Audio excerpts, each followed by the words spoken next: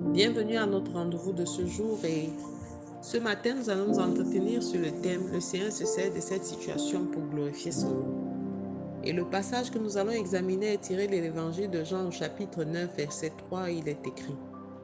Jésus répondit, ce n'est pas que lui ou ses parents aient péché, mais c'est afin que les œuvres de Dieu soient manifestées en lui.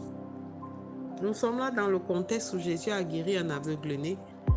Et les disciples se posant la question dans le chapitre précédent, pourquoi est-ce qu'il a affligé, alité, pourquoi est-ce qu'il subit ce sort? Est-ce à cause de lui ou à cause d'un péché que ses parents ont commis? Et le Christ a répondu, ce n'est pas parce que lui ou ses parents ont commis ou ont fait des fautes, mais c'est afin que le nom du Seigneur soit glorifié, afin que les œuvres de Dieu soient manifestes en lui.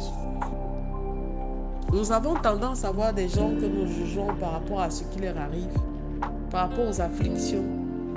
La plupart des personnes ont tendance à juger plutôt que d'examiner au regard de tout ce qui peut arriver à un être humain, tout ce qui peut l'accabler. Et se dit c'est parce qu'il a commis ci ou parce qu'il a commis ça qu'il tombe sous le coup de cette punition, de ce châtiment. Nous n'écartons pas le fait que nous puissions subir les conséquences de nos péchés. Mais des fois, le Seigneur est juste en train d'utiliser cette situation, la situation par laquelle tu passes pour glorifier son nom. Il arrive que nous ouvrons nous-mêmes la porte au péché, que nous ouvrons la porte à la malédiction à cause de notre faute, de notre péché. Mais dans ce contexte, le Seigneur nous montre que ce n'est pas parce que nous avons commis des fois certaines choses, mais parce que le Seigneur se sert d'une tragédie, le Seigneur se sert d'un scandale, le Seigneur se sert des humiliations, afin que son nom soit glorifié dans notre vie. Il y a des gens qui vous verront voler bas, il y a des gens qui vous verront tomber, il y a des gens qui se réjouiront même de ce que vous avez chuté, de ce que vous n'êtes même pas en mesure de pouvoir vous nourrir ou de subvenir à vos besoins.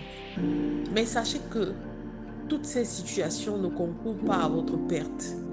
Mais le Seigneur lui-même va se glorifier et se sert de cette situation pour se glorifier. Comme pour l'aveugle-né, il a dit ce n'est ni cet homme ni ses parents qui ont péché, mais c'est afin que les œuvres de Dieu soient manifestes en lui. Alors, patience et persévérance, quelle que soit la situation, quelle que soit la maladie par laquelle tu passes et qui continue à t'affliger depuis des années. Crois en ton Seigneur, continue de croire en Dieu parce que lui seul a la solution. Et Jésus-Christ lui-même est en lui-même la solution à ta situation. Et contrairement à ce que tu peux penser, à ce que la majorité des personnes, des gens autour de toi peuvent penser, cette situation n'est pas pour la mort, mais pour la gloire de Dieu. Un peu de patience.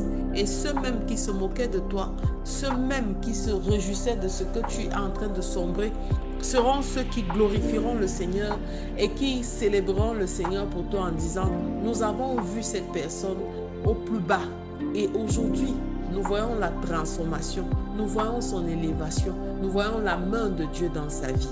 Le Seigneur a besoin des témoignages pour manifester sa gloire dans notre vie. Le Seigneur a besoin de nous faire passer par le feu afin que nous soyons des instruments de témoignage partout où nous allons et nous puissions dire, si Dieu m'a transformé autant, si j'ai gardé la foi comme Job malgré les épreuves, alors Dieu peut le faire pour tout le monde. Et ton témoignage servira pour quelqu'un d'autre afin qu'il croie et qu'il confesse Jésus-Christ dans sa vie comme son seul Seigneur et son seul Sauveur. Alors je ne sais pas par quelle situation tu passes, je ne sais pas par quelle humiliation tu passes, je ne sais pas quel est le manquement que tu connais en ce moment, mais sache que le Seigneur se sert de ta situation, que ce soit toi qui l'aies créé ou quelqu'un d'autre, que ce soit le Seigneur lui-même qui l'ait créé. Crois seulement au Seigneur et il glorifiera son nom dans ta vie. Alors ce matin, je te recommande de faire cette prière avec moi, Père éternel. Je te bénis pour ta présence chaque jour dans ma vie. Je vais expérimenter, Père éternel, une autre dimension de toi dans ce que je vis. Et je prie que tu te serves de ma situation, Seigneur, pour rendre ton nom célèbre, pour glorifier ton nom, afin que le monde croie et confesse que Jésus est le seul qui puisse et qui est capable de sauver. Au nom de Jésus-Christ, nous avons prié. Amen, amen, amen. Excellente journée. Shalom.